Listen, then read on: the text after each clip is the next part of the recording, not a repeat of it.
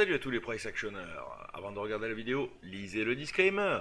Je vous rappelle que cette vidéo n'est absolument pas un conseil en finance.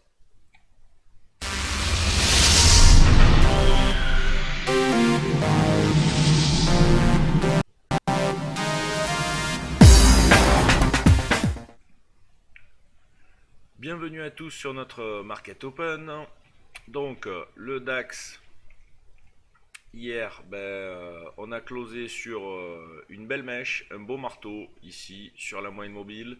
Beaucoup de rachats sur le niveau de la moyenne mobile plus l'ouverture de ce boule MZ à 417. Vous voyez ici qui a vraiment défendu. Alors là, ça a été le petit piège parce qu'on n'est pas venu pile poil côté l'ouverture et on a défendu un peu au-dessus.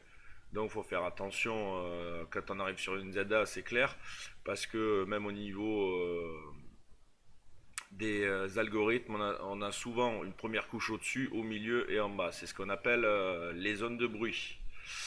Alors, en une heure,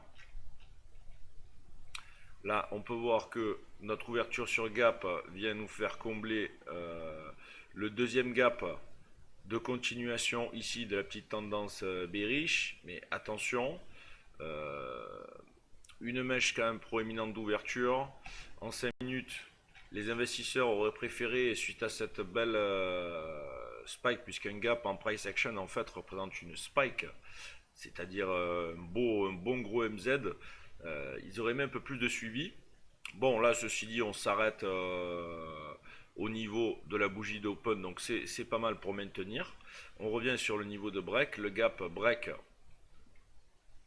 ce niveau-là des 588. Voilà, donc continuation bullish, là il y a un target, un premier target à 660, tant que le 560 tient, premier target à 660, deuxième à 700.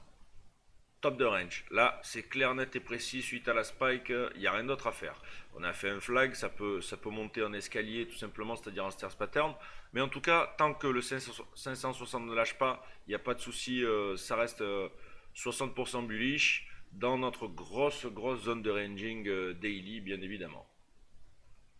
Maintenant, après, pour être un peu plus précis dans l'open, sur un beau double top sur 600 avec une belle bearish qui close sur ses plus bas, là attention, ça peut être de bon augure pour commencer à aller rechercher le 560, c'est-à-dire l'enfoncement des moyennes mobiles, voire même des crans en dessous. Et bien évidemment, pour les bears, donc d'un scénario bearish, si on passait assez fort sous 537, 540 avec une close de 10 pips par exemple, là, on aurait la voie ouverte vers de nouveau les bottoms, ici.